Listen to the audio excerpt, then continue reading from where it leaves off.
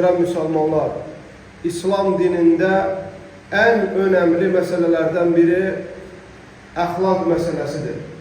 Bugünkü hutbemizin mevzusu İslam'da ahlakın ehemmiyeti olacak. Ahlak, möhtərəm kardeşler, İslam'ın geliş məqsədlərindən biridir. Güzel ahlak bir Müslümanın imanının səmərəsidir. Bir salih insanın ünvanıdır. Cəmiyyətlərin və fərdlərin, əziz qardaşlar, gerçək, sülh və əmin-amanlıq içində yaşamağının səbəbidir. Allah Azze ve Celle Qaləm surəsinin 4-cü ayəsində Peyğəmbər sallallahu aleyhi və səlləmi vəsf edərək buyurur ki, وَإِنَّكَ لَعَلَى خُلُقٍ عَظِيمٍ Ey Muhammed, sən həqiqətən böyük əxlaq sahibisən. Muhammed sallallahu aleyhi ve sellemin əxlaqı haqqında soruşanda həyat yoldaşı Ayşə radiyallahu anhə buyurur ki, Kənə xuluquhu Qur'an. Peyğəmbər sallallahu aleyhi ve sellemin əxlaqı Qur'an idi. Hədis sahih Müslim'də gəlmişdir. Möhtərəm və əziz qardaşlar, insan sözünün mənası ünsiyyət, təmas, əlaqə sözündən götürülmüşdür. Ona görə insan başqalarıyla yaşamağa məhkumdur. İnsan tək başına yaşaması mümkün değil, illa istisnavi hallarda.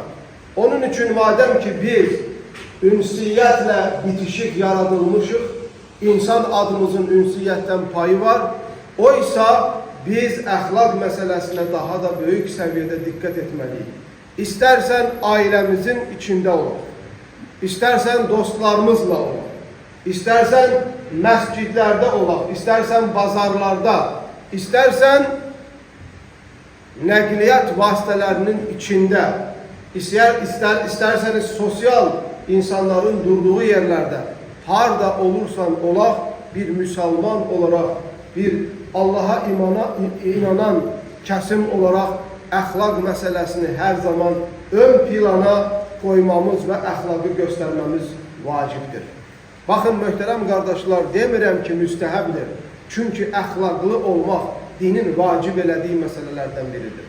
İslam dinində əxlaqın əhəmmiyyətini bildirən şeylərdən biri, Peyğəmbərin gəlmə səbəblərindən biri gözəl əxlaqı təbliğ eləmək, gözəl əxlaqı tamamlamaq olmuşdur. Muhammed sallallahu aleyhi ve sellem İmam Ahmed ibn Hanbel'in Musned kitabında rivayet ettiği hadiste buyurur, İnnemâ bu'ithtu li utemmime mekârimel ahlâk. Mən gözəl əxlaqı tamamlamaq üçün göndərildim. Hadisi İmam Albani Silsilə Əs-Sahihə kitabında səhih görmüşdür.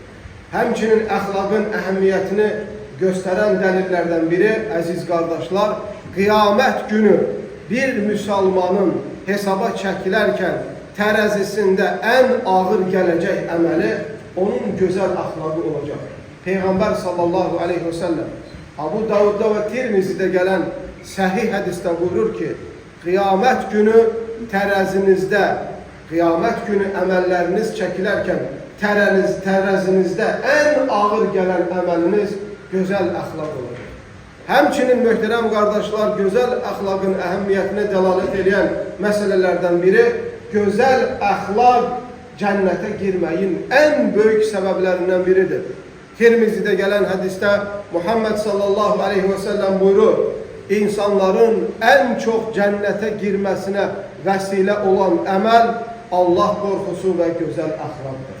Və həmçinin möhtərəm qardaşlar, gözəl əxlaqa dəlalət edən, əhəmmiyyətini ibraz edən məsələlərdən biri, qiyamət günü Peyğəmbər sallallahu aleyhi ve sellemə yaxın olmaq və Peyğəmbər sallallahu aleyhi ve sellemin sevdiyi kəsimlərdən olmağımızın səbəblərindəndir.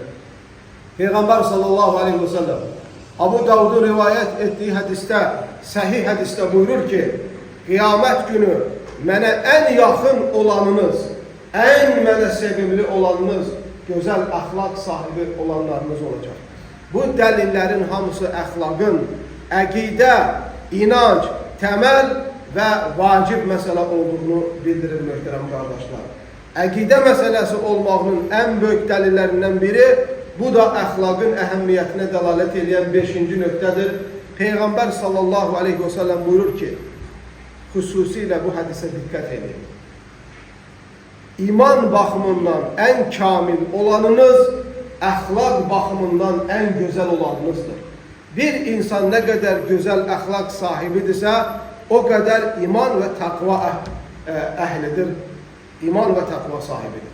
Bir insan nə qədər əxlaqsızdırsa, əxlaqında xələl varsa, o qədər o insanın inancında, o qədər o insanın əqidəsində problem vardır.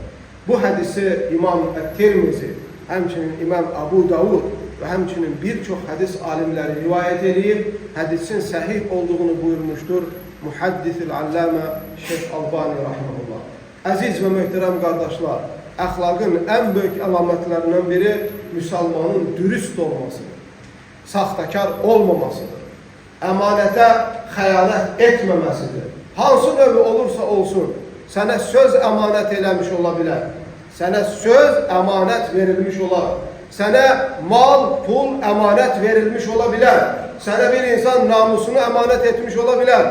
Hansı növü olursa olsun, əxlaqın ən böyük əlamətlərindən biri bir insanın sadiq, dürüst olması və əmanətə xəyanət etməməsidir.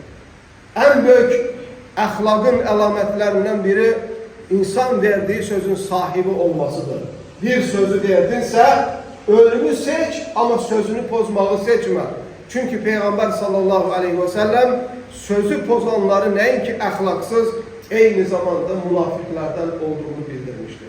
Əxlaqın gözəl əlamətlərindən insanlara əlinlə, dilinlə əziyyət verməməlidir. Çalış, Peyğəmbər sallallahu aleyhi və səlləmin Sahih Buxaridə gələn hədisdə, gerçək müsəlman o müsəlmandır ki, başqaları nə onun əlindən, nə dilindən əziyyət çəkməz hədisinə əməl edəyəsən. Əziz və möhtərəm qardaşlar, cəmiyyətlərin və fərdlərin islahı üçün əxlaq ən böyük təməllərdən biridir. Baxın, bir insan əxlaqsız olarsa, ailəsi də adətən əxlaqsız olur. Övladı da əxlaqsız olur. Adətən ətrafındakılar da əxlaqsız olur. Adətən yaşadığı cəmiyyətdə də böyük fəsadlar törədir. Amma bir insan əxlaq sahibi olarsa, bunun əxlaqından ailəsinin də payı olur. Övladının da, həyat yoldaşının da, yandakı çevrəsində olan dostlarının da, yaşadığı cəmiyyətdə də bu insan faydalı olur. Bugün buradan bir mesaj göndərmək istəyirəm. Cəmiyyətləri əxlaqsızlıqda qərq edən təşkilatlara, hansı ki bugün hicaba, iffətə, namusa, dürüstlüyə, məscidlərə və müsəlmanlara düşmənçilik edirlər, bilsinlər ki, ölkələri, vətənləri, cəmiyyəti dağıdan ən böyük xain təşkilatlar və şəxsiyyətlər bunlardır. Əxlaqı pozmaqla cəmiyyətdə böyük təhlükələrin və cinayətin meydana gəlməsinə səbəb olurlar. Əxlaqsızlığı yaymaqla cəmiyyətlərdə olan dürüstlüyü, vəfanı və insanların əmin-aman şəkildə yaşamağına mane olurlar. Bütün pisliklərin başı həyasızlıqdır, əxlaqsızlıqdır, dürüstlük sifətini itirməkdir. Bütün huzurun, əmin-amanlığın və sülhün təməli dürüstlük, küfürdən, şirkdən uzaq durmaq, həyanı qorumaq və əziz qardaşlar, insanlar üzərinə düşən hüquqları yerinə yetirməkləridir. Allah Azze və Cəllədən diləyirəm ki, bizləri, cümləmizi gözəl əxlaq sahiblərindən eyləsin. Pis əxlaqdan bizi və ailələrimizi və çevrələrimizi qorusun. Aqulu ma tesma'un və estağfirullahil azim li və lakum və lisairil muslimin min kulli zəmb fəstəğfiruhu innehu huvel gafur.